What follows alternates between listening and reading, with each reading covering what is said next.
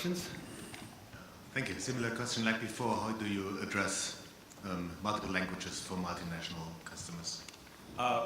Right now, our SaaS software is only in English, but when it comes to identification of influencers, language is not a problem because the various factors we use are hashtags that come from the language, and we can track hashtags, track mentions of words. It is irrespective of language. That was actually my second question. Is there a difference across languages or regions or cultures in identifying influencers? No, because the algorithm is very much looking at across the board kind of metrics that we can easily pass across cultures. So that's how we track it.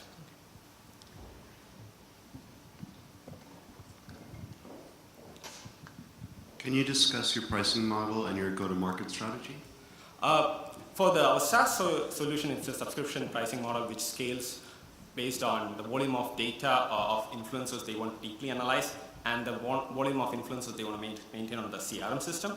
For the solution which we pitched over here, it has two-phase cost. First is an onboarding consultation cost to define the control group, and then there's a retainer cost for the volume of defined control groups we need to keep on tracking on a month-to-month basis. For this particular solution, go-to-market strategy is why we are here, to learn and to understand how people like you would be interested in a solution like this. So we are just starting out this solution. We have the first pilot project with a large retailer, and based on that and the learnings we will take it forward. Is there a sweet spot industry or market that you want to go for? Any kind of large retailer, that online retailer is one thing, but in general, our other markets that really work very strongly for us is the beauty, fashion, any kind of industries that sell very strongly in lifestyle and travel would be other verticals that we can immediately launch solutions for. Great, thanks. Andrew Douglas, come up.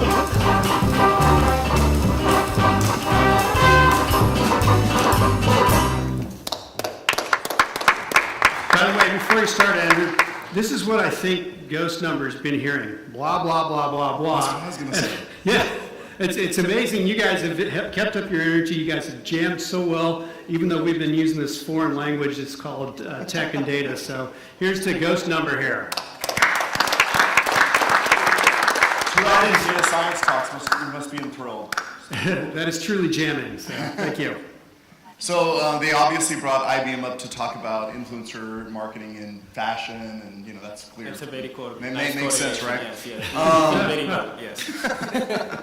So from my perspective, I'm looking at it from how do I get to understanding my influencers. So when you guys were talking, and of course beauty, fashion, that's where it really makes sense. But I'm sitting here thinking, well, what kind of insights and what kind of opportunities do I have with my influencers? So if you think about developers, you think about healthcare professionals, those are also all real influencer marketings. Yeah. So I saw Huawei up on your sheet above, and I was thinking, what would be really great for me is to understand and identify what are those triggers that are actually driving my influencers, and then how can I then utilize that influence to be able to drive their conversations. Yeah. Their conversations at events like this. Their conversations at in public and in social media. So I see it as being an insights mechanism, but then also when you're thinking about the SaaS model, I really was interested in how it could actually help IBM with all of our influencers, and how it could actually be an integration point for us to be able to control basically brand safety. Right? So basically, are they saying the right things? Can we control the insights that are coming in and out of those experts? And then in addition to that, how can we then utilize that to actually help our relationships? So including bringing those relationships back in, and then expanding those to influencers that we don't necessarily know. Yeah, I mean, definitely, that's definitely the next stage of how we see influencer marketing and how we want to evolve also. And an area that would seriously tie up into that kind of evolution is to bring in LinkedIn into this platform, because a lot of influencers are LinkedIn. Even you say about developers, GitHub, and platforms such as there where there's conversations happening between these influencers.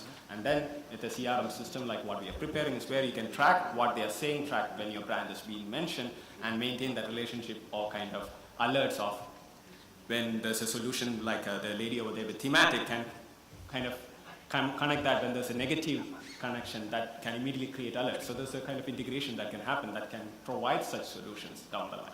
Awesome. Yeah. Thank you. Thanks. Thank you. All right. Thank you guys. And InfluencerDB. Thank you.